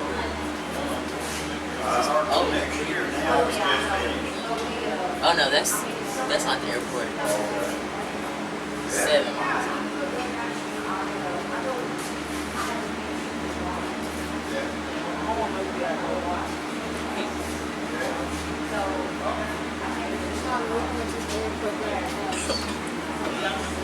That's so yeah.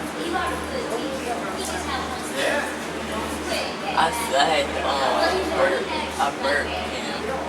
Oh, we got to. Stop turning. This right here is about to turn. Just like that shit.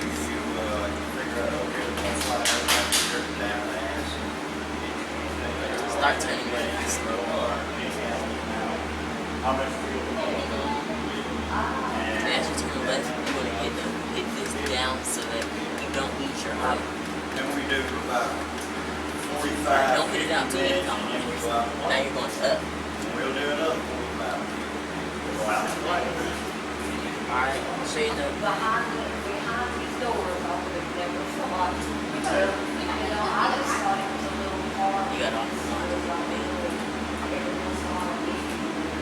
There's not a lot of activity that goes on there. We have our neighbors watching So now we need to here, head down. watching. No, we're still taking right to me. There's a neighbor watching it. Alright, so you see the airport right here? Well, I'm gonna get this down and see if we can make it dim so you can see it. I don't know the guys. I met them once. I met them. I was over there meeting. There's a neighbor one time. I do think it's like nighttime. Oh, hit the, excuse me, I'm sorry. The keyboard, pick up the keyboard. Yeah, I know you can't see the runway. Hit K, hold it down till you know, the appropriate lighting. Turn, see the runway over there? There you go. It's lighting up now. Everybody cheats because this software doesn't illuminate the runway see too these well. two lights line up there. There's a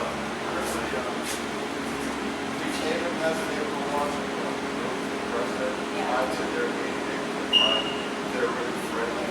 Go a little bit more to the right. To the right. Well,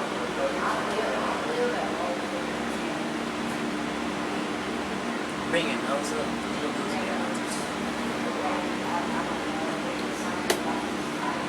Bring it more to the right. You can use the pedals to make better turns. Like push it while you're turning, so you make a better turn.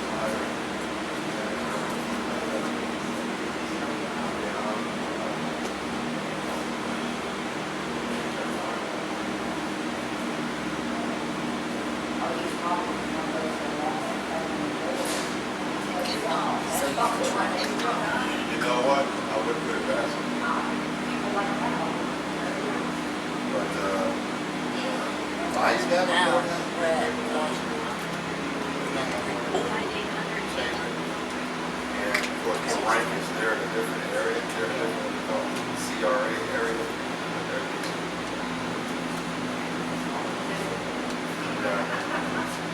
So now that brings your experience. It's okay if you crash. You can't take it. I'll tell you that right now. It's okay if he crashed. Yeah, because I crashed while I was trying to land on my first time. I landed without a lot of help. And he's supposed to be your instructor. Yes. He teaches me like I know everything. Don't listen to her. Alright, so do not move your wheel at all until I tell you to pull, okay? No, keep your hands on it. Pull up a little bit. Pull up a little. Alright, it's gonna be a good landing. To the right just a little. Alright, stop. Pull, pull.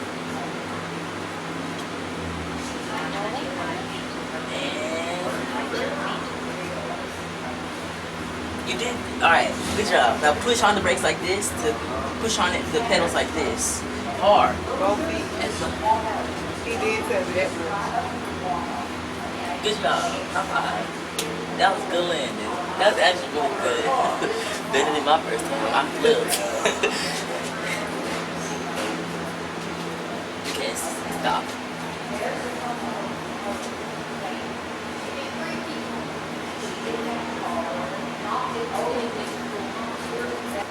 Oh. I'm waiting on you. Okay. Well, I'm on myself. I ain't know that level. Okie dokie. Trying to get the best view here. Got more technology and stuff. Try to get your mama next to that window. Yeah. That's it. The speed. This is speed. Alright, it's all you, man. And I press down to go once I took the speed up, right? And then, how you know if the brakes? Does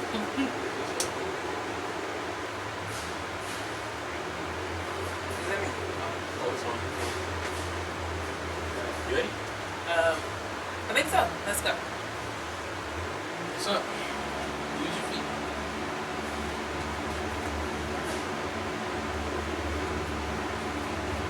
Nice.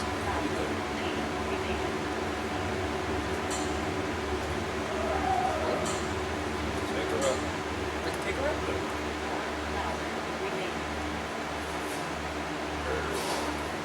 From the sun. Don't blind yourself. My turn. Yeah. Look at the turn indicator. It'll show you if you're turning. It'll show you.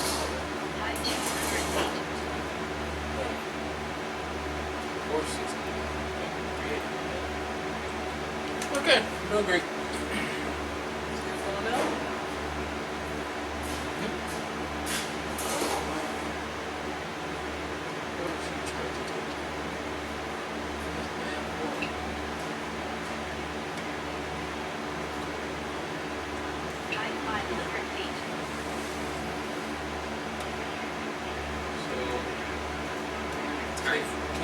Okay, so now we're going to be turning around.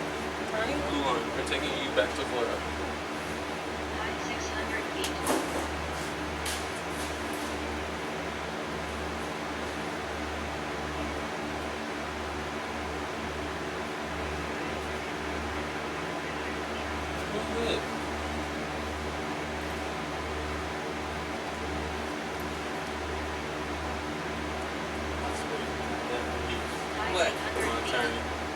it is? Yep.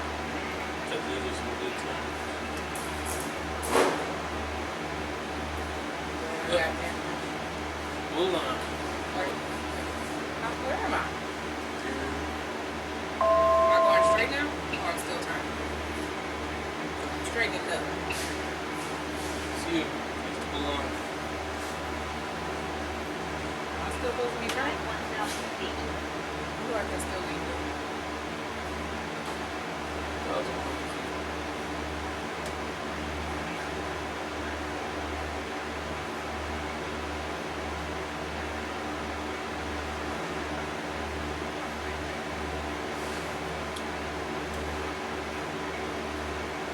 Yep, just leave it that way and level it off.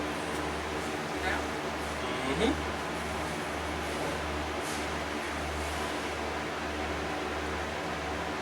There's another plane up here. What? What? It's over there. Fine.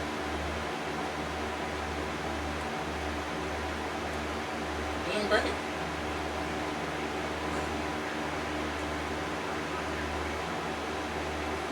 We're about to be at 1,500 feet. Oh, okay.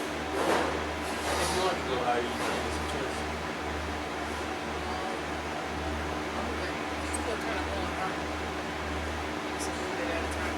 And there's the blue line right here, which shows you like where the exact blue line is. Oh, that. The green line is you, the purple or the pink. That's where the line is. It's going to be right about one of the lines that you're going to equal 60. That's where I'm turning. Alright, but not yet. Okay.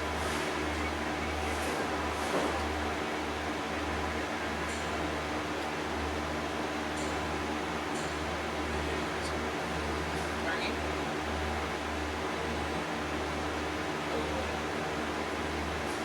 Turning now.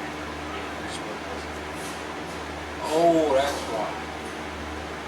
Because they went to Cape Kennedy, so they went backwards. So we're just gonna head back to over there. So yeah, don't visit the front, okay? Let's do straight now. Perfect. We could. Oh. Look, make it far. So, how you like it? I'm a little more confident than I was yesterday. So,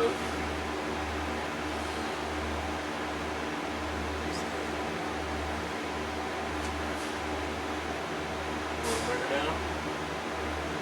No, I mean, not too far or too high up. No.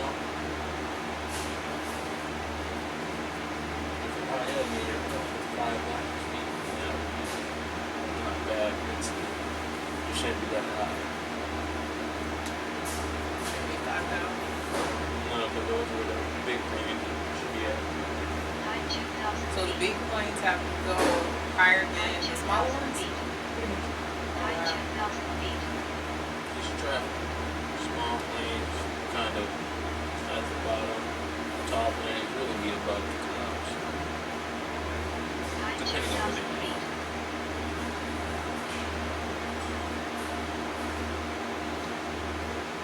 2,000 feet.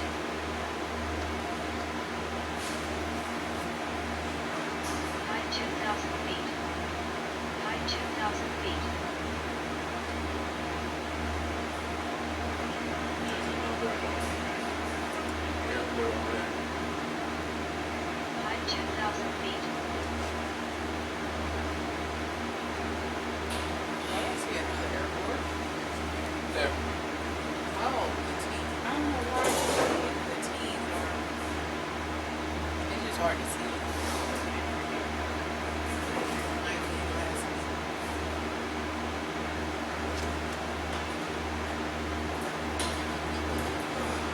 My foot's supposed to be down. It looks like they're down. That's probably why we're looking at a lot of speed. Yeah. 2,000 feet. Not really flying fast. Great.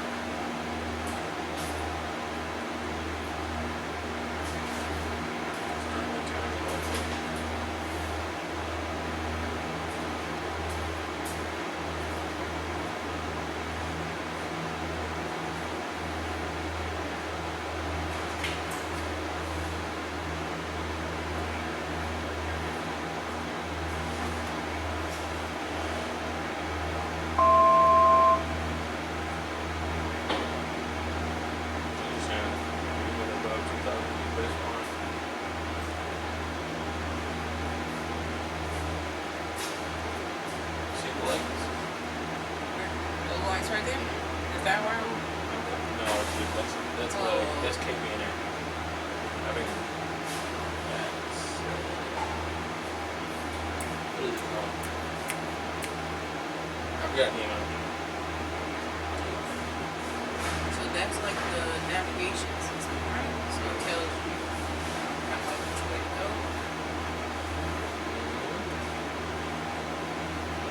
And these little things right here, those are satellites. You know, that makes the wire that be going on for a long time. Oh, okay. Okay. Power lines. Those things. Right.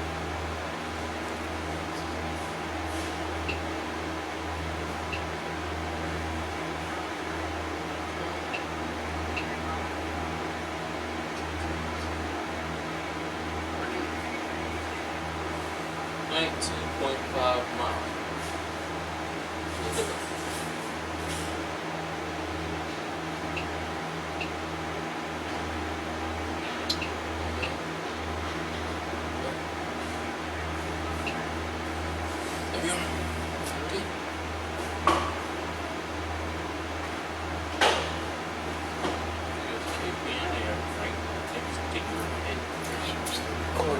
Yep, still.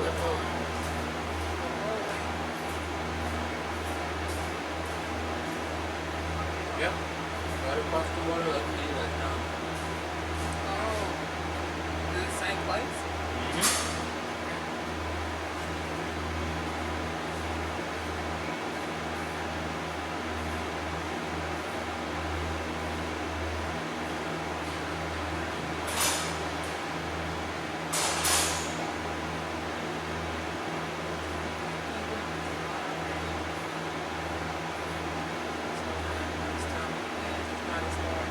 Now when I get there, am I gonna have to like go past it, or when I get there, I'll be like landing the way I see it on here? Yep.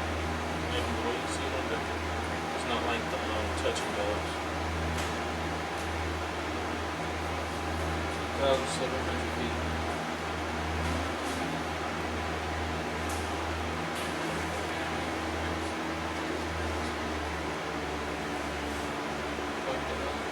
Not too far. Just a little bit.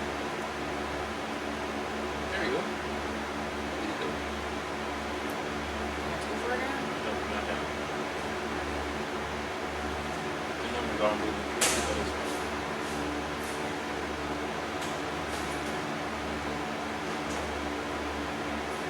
Nose down.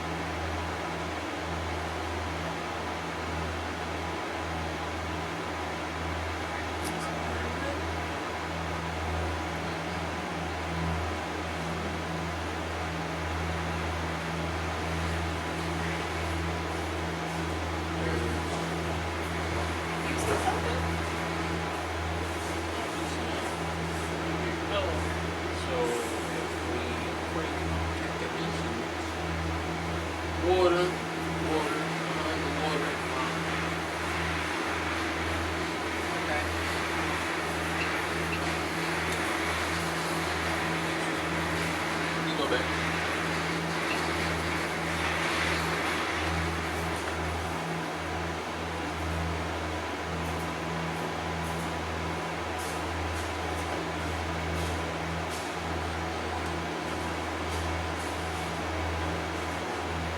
Really small. Very cool. It's an airport. It's a small, not a big one. That's not ours.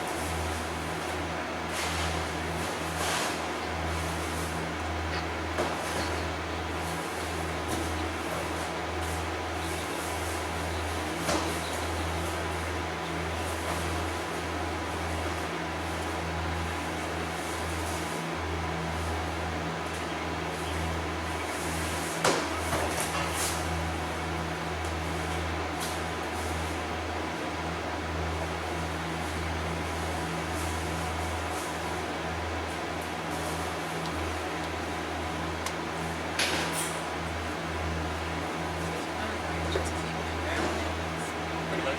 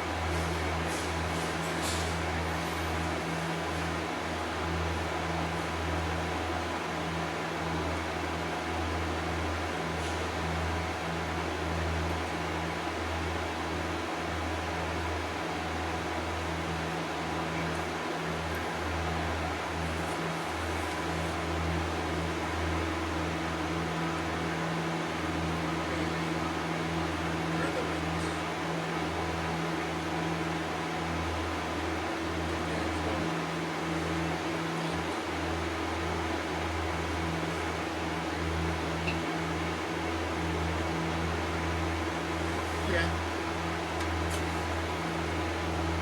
We can barely see it, but that's it. Not that. That's water. You want to go in the water, right? No. Good. Okay, so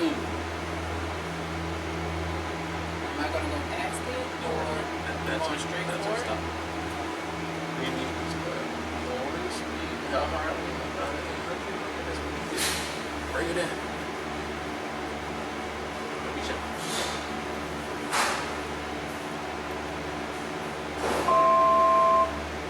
No, that's not. Same.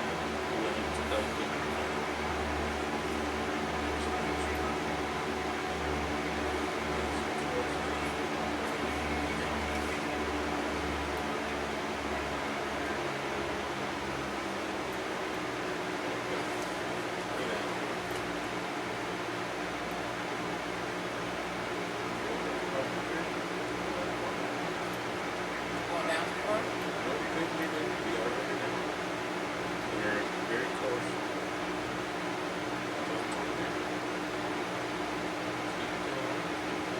Try to run. We're getting about close to about the engine, not the engine, the speed. Let's do it. Okay. 800 feet. 800 feet, that's good. Keep moving down.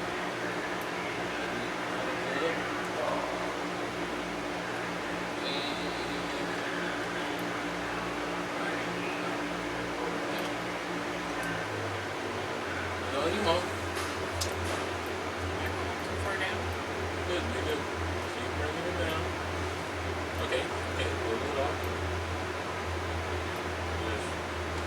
one way. Let it flow. Let it flow. Okay. Now, raise your right. Let her flow. Let her flow. This is good. Okay, bring her up. Let her flow. Let her flow. Let her flow. Whoop.